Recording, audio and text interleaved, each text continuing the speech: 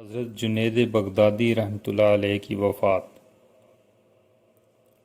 ابو محمد Hariri رحمۃ اللہ علیہ کہتے ہیں کہ حضرت جنید بغدادی کی وفات کے وقت میں ان کے پاس موجود تھا۔ یہ جمعہ کا دن تھا اور وہ قرآن کریم کی تلاوت کر رہے تھے۔ میں نے کہا، ابو القاسم، کچھ اپنی جان کے ساتھ نرمی کا معاملہ کیجیے۔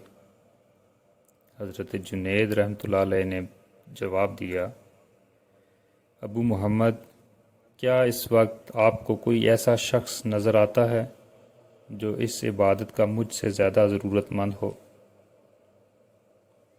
وہ دیکھو، میرا نامہ اعمال لپیٹا جا رہا ہے۔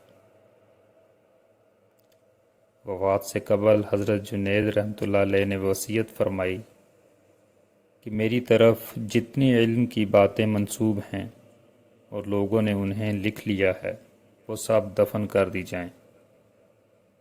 لوگوں نے اس کی وجہ پوچھی تو جواب دیا کہ جب لوگوں کے پاس آن حضرت صلی اللہ علیہ وآلہ وسلم کا علم حدیث موجود ہے تو میری خواہش ہے کہ اللہ سے میری ملاقات اس حالت میں ہو کہ میں نے اپنی طرف منسوب کوئی چیز نہ چھوڑی ہو۔ وفات کے بعد جعفر خلدی رحمۃ اللہ علیہ نے انہیں خواب میں دیکھا اور پوچھا، اللہ نے آپ کے ساتھ کیسا معاملہ کیا؟ حضرت جنید رحمۃ اللہ علیہ نے جواب دیا،